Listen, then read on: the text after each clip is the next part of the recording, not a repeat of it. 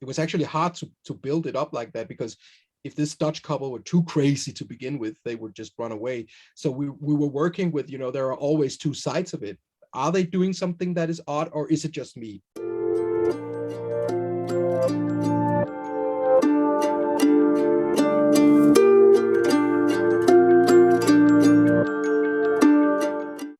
Hey everyone, this is David Stark from Watch Your Pass. Today I'm joined by Christian Taftrup, the co-writer and director of Speak No Evil, which is premiering on the midnight stage at Sundance on January 22nd, 2022.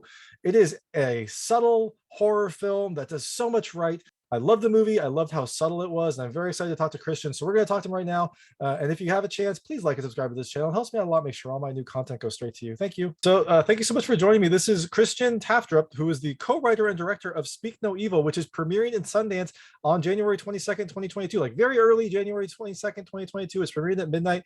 As you'd imagine, a movie premiering at midnight is a horror film, and this is a very interesting one. So thank you so much for joining me. Yeah, and thank you for reaching out.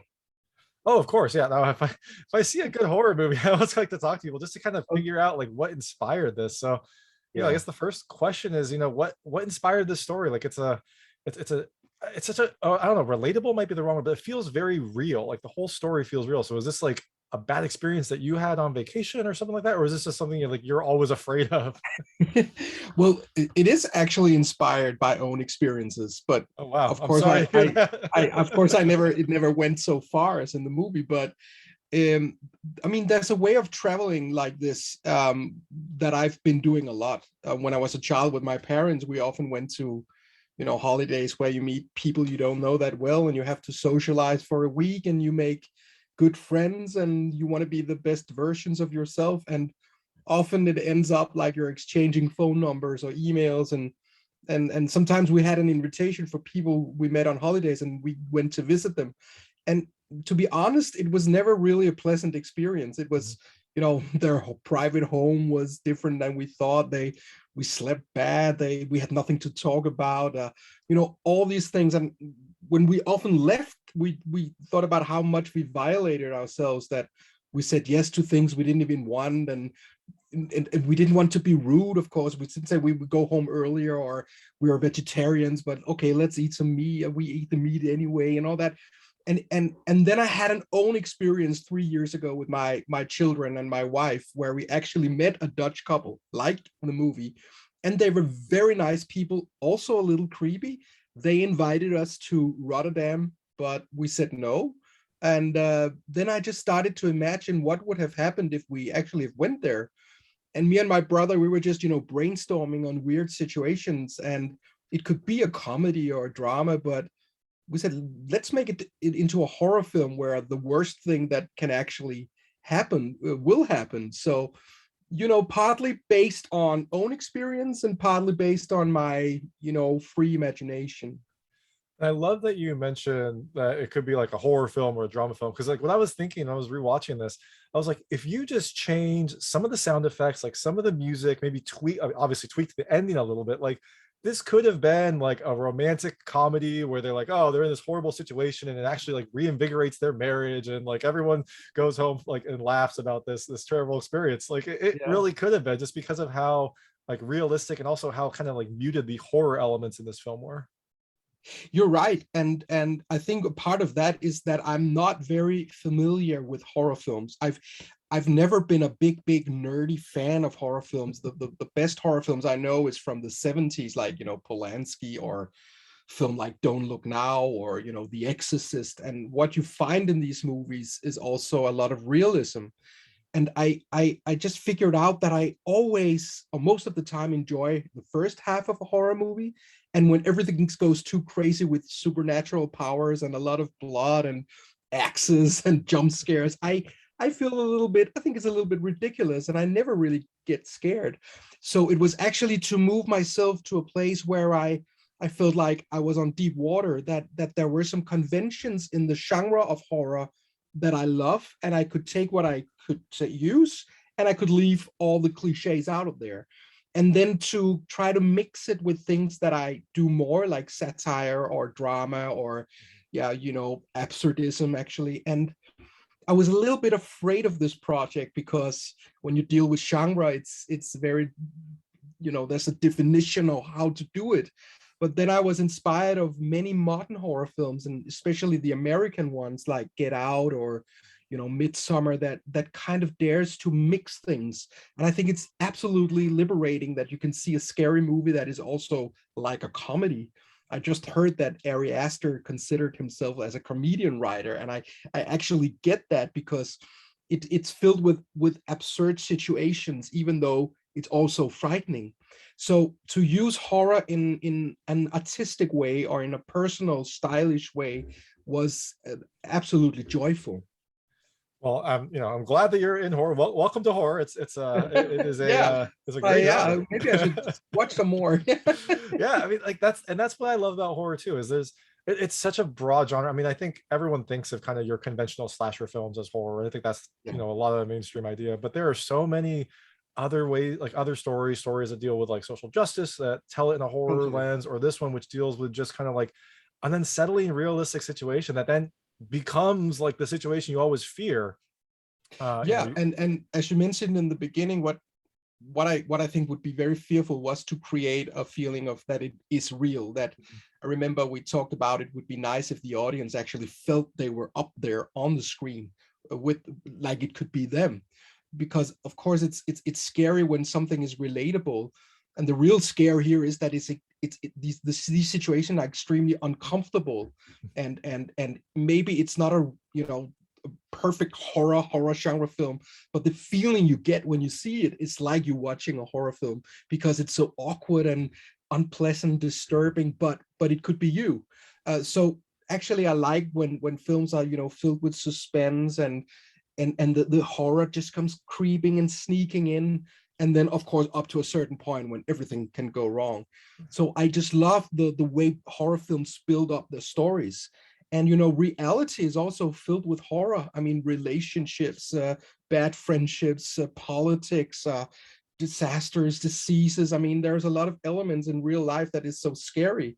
So I think the ambition in horror films to scare people, not always please the audience, but to make them think or make them frightened. I think that's a very, very interesting ambition for films, and we often don't see that in Yeah, commercial films. definitely. That's interesting you mentioned Ari Aster, because I don't think he is there to please the audience. He is there to challenge and to like make these crazy situations. And I think you're this film.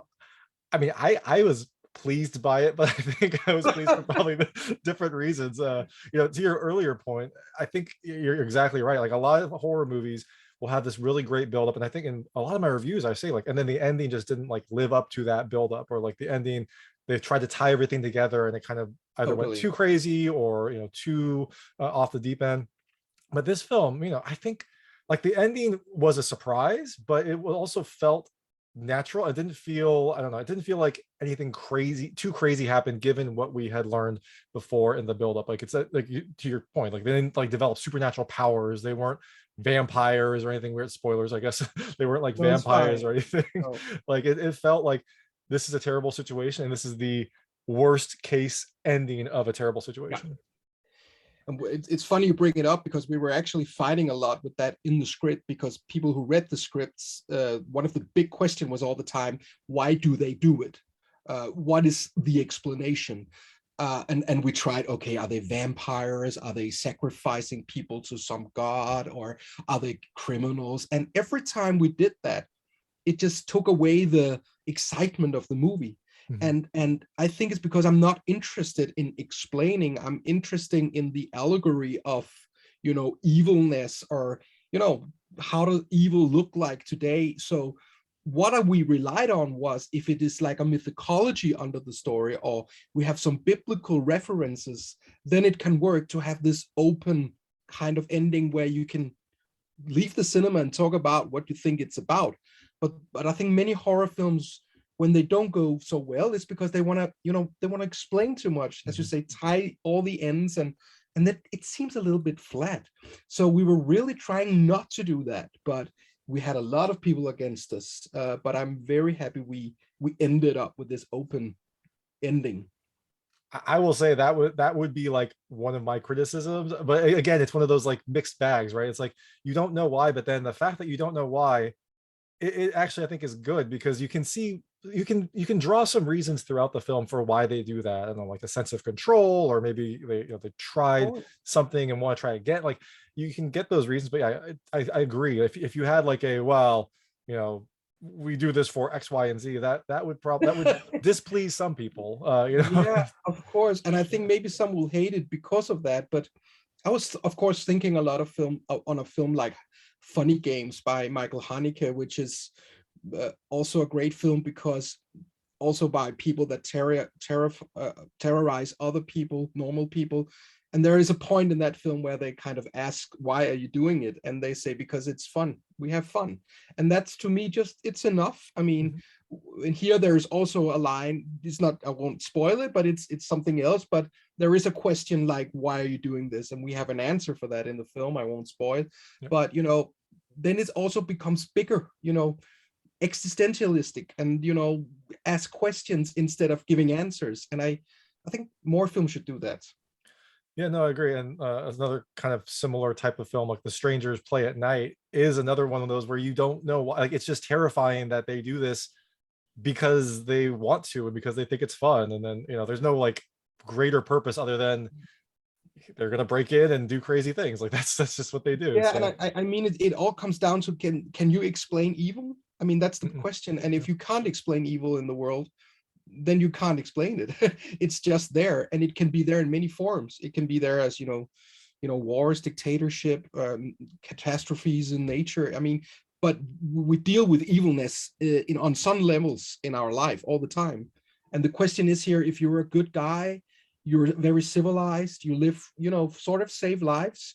What will you do when you meet evil forces? And that could be like a criminal or bad guys or a dictator, or do you permit it yourself? Do you ask questions? Do you try to make friends with it? Because you're not like really, when I meet someone I'm afraid of, I notice that with myself, I often tend to smile. I Yeah. try to smile at it or be friends with it because I'm afraid of it. But I have nothing in myself that just starts to fight or shoot. I mean, I have two daughters, I have a wife, I live a perfectly normal life. And if I was in crazy situation with my family with evil forces, what would I do? I'm afraid that I wouldn't do that much except of being scared and freeze.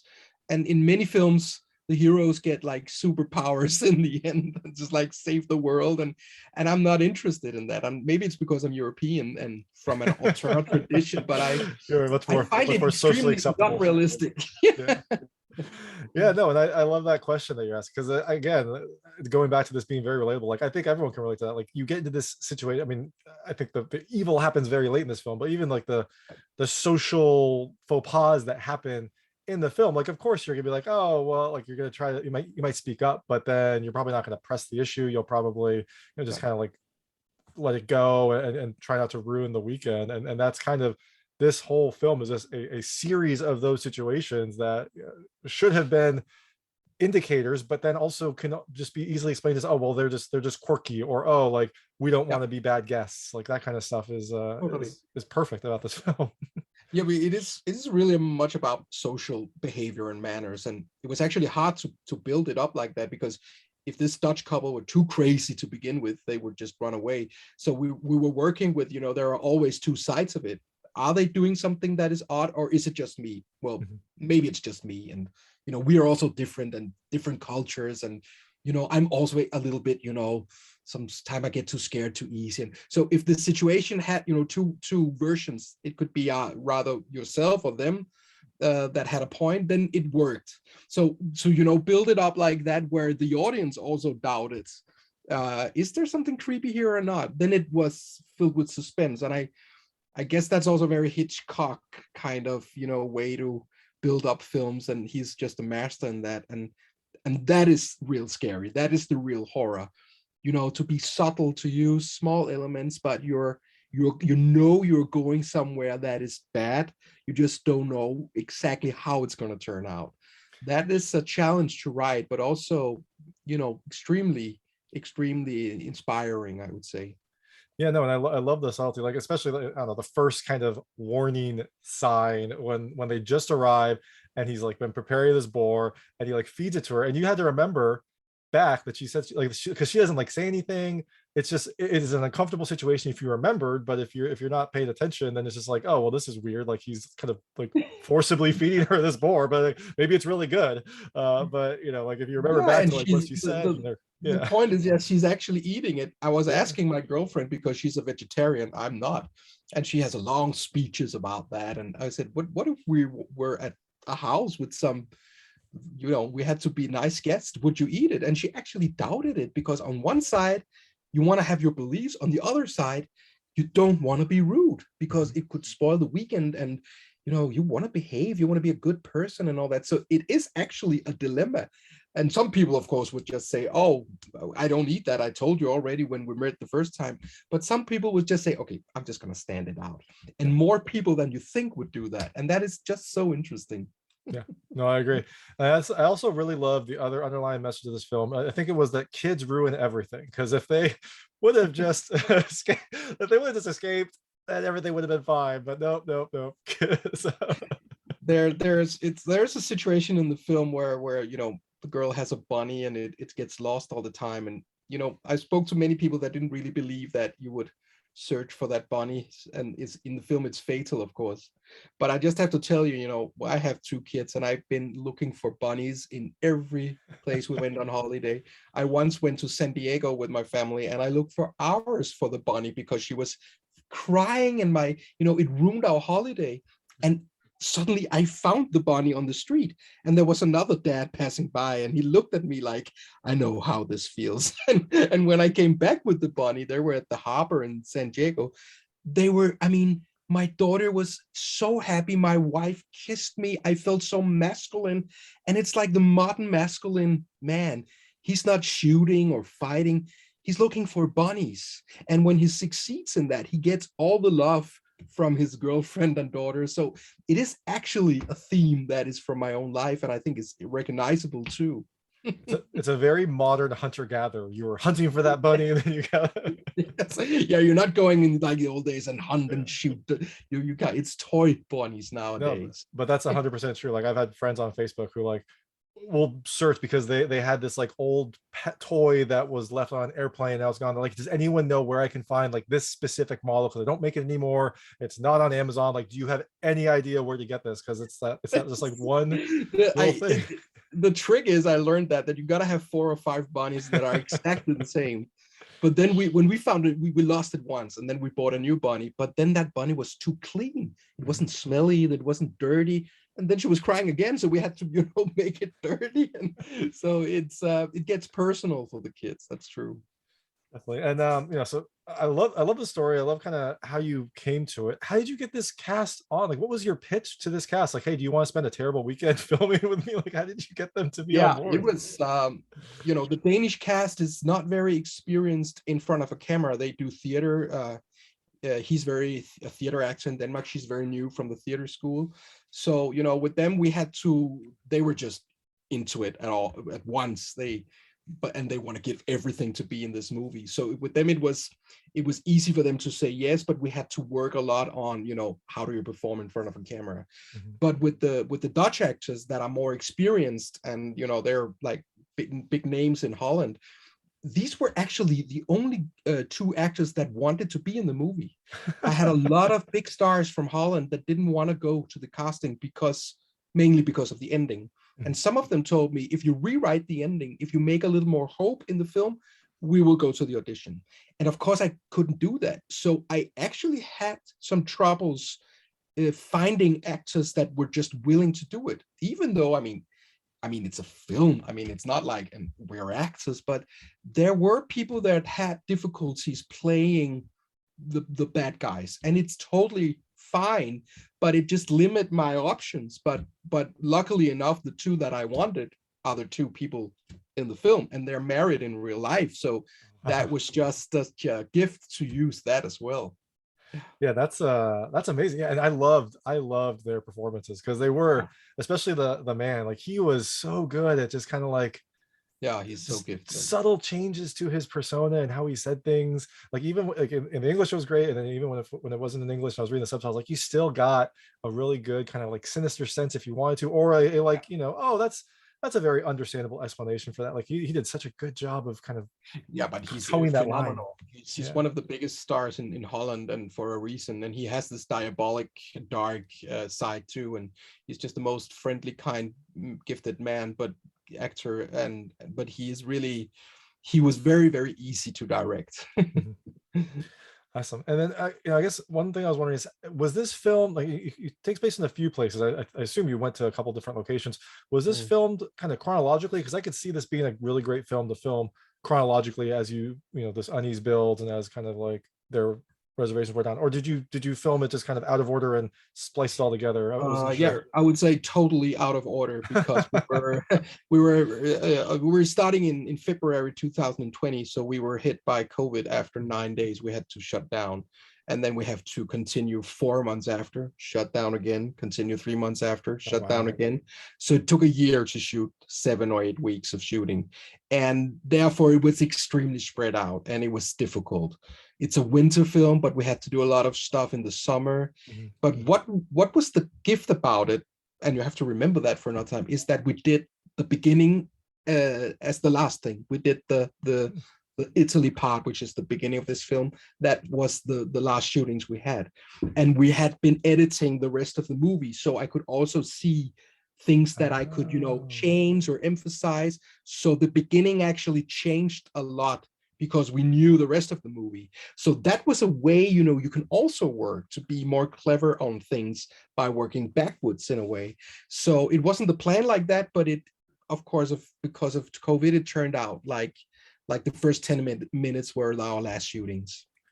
I love that because that is really smart. Yeah, you kind of incorporate things because the worst thing that can happen is you shoot something at the start and then like, oh well, now we have to like change and to do something unnatural to shoehorn that in to make sure it fits. And then also you get to Yeah. give your cast and your crew like a nice little vacation at the very end of filming. That's Yeah, nice. and yeah, and we had it were really, really difficult to shoot this film, but the last 10 days in Italy where there was not so much COVID in that month, it was like a holiday where you of course worked hard, but it was so, we were just Mhm. relaxed because it's was a beautiful place, and we were about to finish, like a nightmare of shootings. It was really like a nightmare, but and we knew now we're going to have the film. I was living, with mental stress because we didn't really know if we could finish it. Oh So wow. being down there in Tuscany with, the knowledge of I think we're going to make it was absolutely wonderful. Yeah, that is awesome. And I'm always Yeah. intrigued when you've got like kids in a horror film, especially like pivotal roles in a horror film. What was it like working with kids when you've got, the subject matter that this film eventually deals with? I guess you could kind of shield the kids from any of that type of subject Yeah. matter, but what was it like Well, it's working with them in this kind of strange situation? yeah, you're nailing it because it's it's tough and it takes a long time. It's not Mhm. just to, find a kid that is good and shoot. You have to build up, a trust, and you have to talk a lot with the parents. You have to have a lot of meetings. The girl in the film had never been in front of a camera. Oh You wow. also have to find kids that are not too fragile. We also casted some girls that was excellent, but they were so fragile that I wouldn't allow them to be in a movie like this. So Leva, we found, was very tough and a very, very bright, happy girl. And what we did with her was just to be honest, but create a feeling that it was a game, that it was fun and something we were playing. And I think when you do dark movies, it's very important to create light sets. Like, sometimes I heard like when you do comedy, it can be very tough, but when you do horrors, it can be very funny. It's also because, I mean, you work with a lot of things that are not real things, and she thought that was funny, and the parents were present, and you had a good dialogue. But you have to be smart, and you have to be take patient and take your time with kids because you don't want to give them a bad experience. And Mhm. I don't know if she's going to see the film. I think she's going to see some scenes, but well, not the whole film. That's up for her parents to decide, but I would understand them. Yeah.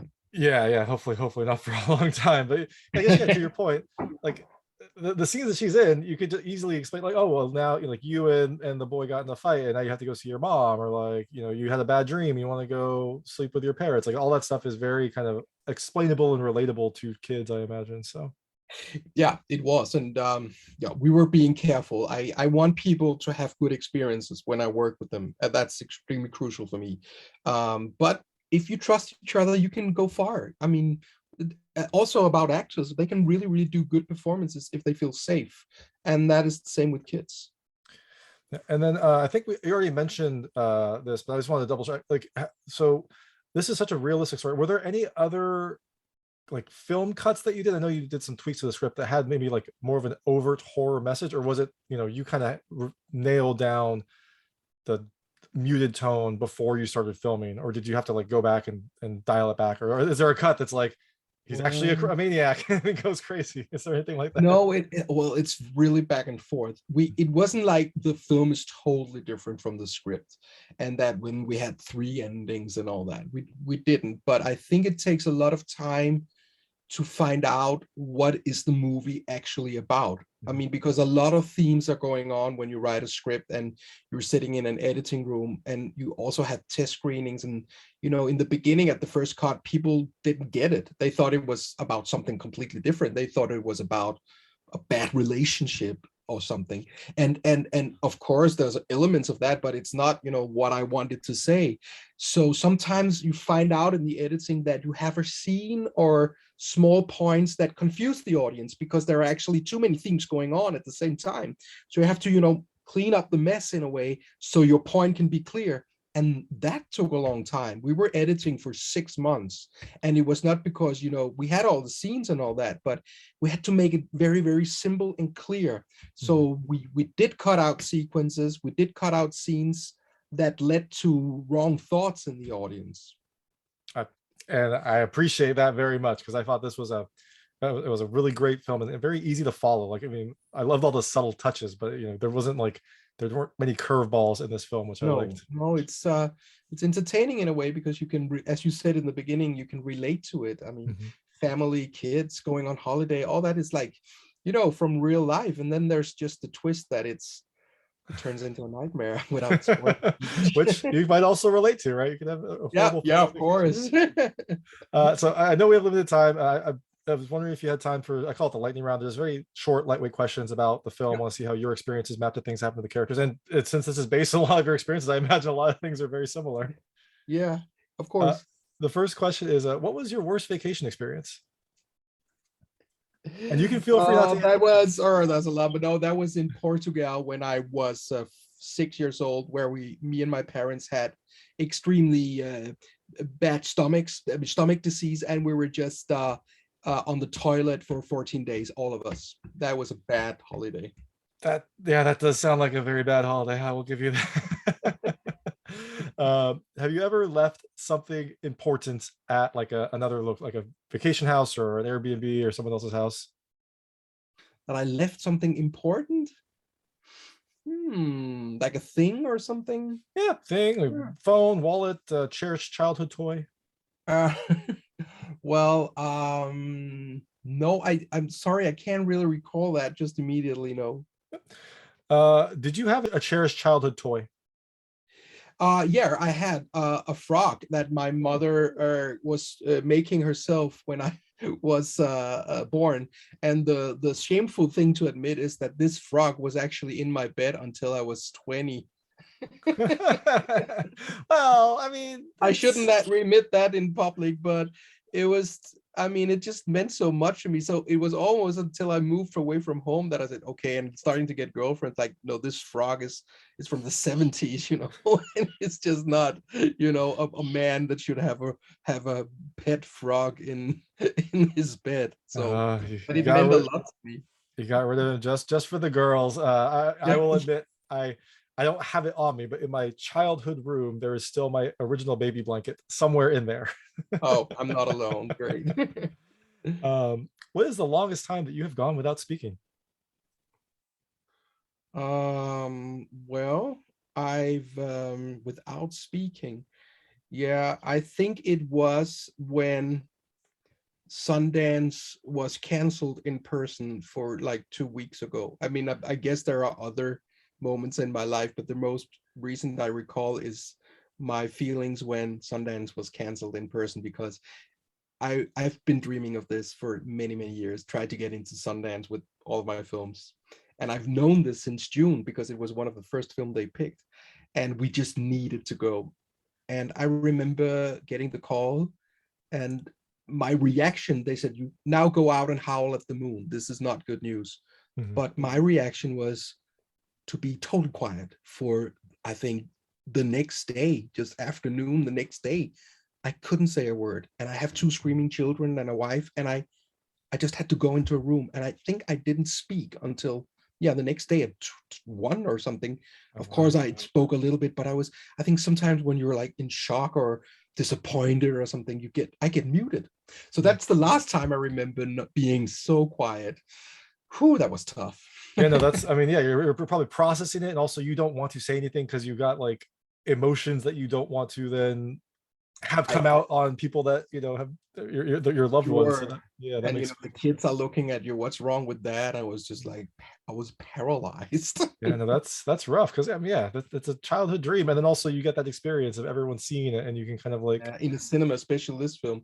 yeah, But I've sorted now. You have to accept it and get the best out of it. And there's a lot of focus on it anyway. And I hope we go to other festivals during the year. I, would love to have that experience as well with this yeah, no, film. definitely. I mean, I think this film would be perfect for other festivals as well, and fingers crossed Yeah, it gets around there because it's an yeah. interesting one to see. So yeah. Do you have any dietary restrictions? What does that mean? Just to Like vegetarian, pescatarian? no, I'm sorry. Yeah, I'm not English, even though I speak a No, lot no, here. no. Your English is perfectly fine. I know. Contrary to that, I love meat. I love to eat a lot. But I must say that something happened when I met my girlfriend, and became more aware of things. So we eat a lot of vegetarian foods, but I have no allergies. I have no trouble eating meat, even though I can understand arguments why it's not good, and I believe in that. But I'm also raised with a family where we eat a lot of meat. It can be very, very different but I eat very, very varied, and maybe vegetarian food 3 or 4 days a week. I love food. I think that was the problem, is that I eat too much. Well, it sounds like she at least crafted that into a healthier side of things. Although I do also love Yeah, meat, it so I started, completely I understand. felt ashamed about a lot of things, and now I just sorted like, okay, okay, I can eat vegetables. There you go. And so on the meat side of things, have you ever had boar? Yes, I had it in Holland. We were looking for a typical Dutch thing, and I wrote something else and from the internet, which they said this is just cliche things. It could be wild boar, it could be one of them. And then I tried to taste it, and I just loved it. So it made sense that it could be wild boar. No, that was I was jealous of that because I wanted to try that meat, but It's really good. They have so good food. Yeah. all right. So you are driving around at night and you're blaring some music. What music are you blaring? That I'm hearing, or what? Oh, yeah, well, what do you like? What kind of music do you blare like on a late night? Maybe after you've gone out, you're like driving home, you're kind of celebrating. That scene was an interesting one. So Oh yeah, well, it should be quite. I actually like to pick up classical music. uh, I would say I think that when you drive, it makes it more dramatic, and So if it was very late on it, I would play some Bach or Chopin, or uh, like in the film we use Monteverdi, this great Italian composer. I think I like when reality becomes bigger and sort of an opera. It gets me very emotional, and especially when I'm driving, it feels like I'm in a movie if I'm listening to classical stuff. yeah, and actually that would have also been perfect. Like if he would have started blaring like some Baroque classical music, that Yeah, also would yeah. have been an unsettling and equally horrific type of scene. So Yeah, but it kind of works also yeah, in if you want to elevate the film a little bit, don't use techno. I mean, use some classical baroque music. It helps you. It yeah, helps you a lot. Yeah. definitely. And the last question is, have you ever met up after a vacation with friends that you made on that vacation? That I visit, or what? Yeah, like have you ever visited friends that you made on a vacation? Like you mentioned some stories earlier, so I assume you have, but maybe like No, in your no, adult but life. I must admit that I tried it the other way. I met actually a girl in LA once many years ago on a festival, many years ago. We fell a little bit in love, and I promised her that she could visit me in Denmark, and then she came. and then it was just gone. These kind of, I learned from a writer that it was called pillow talk. He calls it pillow talk. So when you're there and you promise each other things, and then half a year passes, and she went to Copenhagen, and she had to live with me 5 days, and I was absolutely terrible because she came all this way, and of course I didn't want to do anything with her. It was just 6 months later, and again I didn't say anything. I was just trying to stand it out, showing her the town, but she could of course feel my coldness. I'm very embarrassed by that, by the way, but that is exactly also what the movie is about, just in an opposite way. But I thought it was be rude if you came all the way. But that is the only time where I can relate to that, but where I was the bad guy. And just to be clear, she's alive and well, as far as you know, She's correct? alive and well, and she had children. We're still Facebook friends. She was such a wonderful girl. But yeah, I was just on holiday in LA, and then things are different. I think that makes perfect sense, though, right? Like if you're in vacation and you can kind of, I don't know, be more free or kind of be more outgoing, and then if that comes back home, you're like, wow, like I don't know which person to be, or like I don't want to like disappoint her. So like I can completely understand I that. heard this story from many people, like especially in relationships. And but imagine I'm from Denmark. It's really cold, and I was in LA for the first time. It was like magical, and Mulholland Drive in the sun, and of course you fall in love. And when you're back in January in Denmark and it's snowing, and everything is gray, it can be hard to have the same emotions. Yeah, you're like, do you want to go outside for a walk? No. Okay, well we'll just sit Yeah. here and talk. You want to watch an American film? Awesome. Yeah, she was very lovely. Yeah. So the film is premiering, I guess, technically tomorrow early morning on at midnight, or I guess the midnight showing on January 22nd, 2022. You are promoting the film. You're going to try to get it around other circuits. Are you also working on another story, some other horrible life experience that you're going to show us? Yeah, well, I work on different stories, but I'm working on a personal story, actually. I don't know if it will ever see the day of light, but it's more like a comedy. But I had an experience. I worked when I was 20. I worked as a runner on a film set on a big movie in Denmark called Dancer in the Dark by Lars von Trier, which won the Golden Palm, and was a big and very, very crazy production. A lot of things went wrong, and I was just doing the shitty jobs, and I thought it would be interesting to make like a movie about movies, but seen from a job that is not very exotic. And I was going through a lot of humiliations, and it was really, really tough.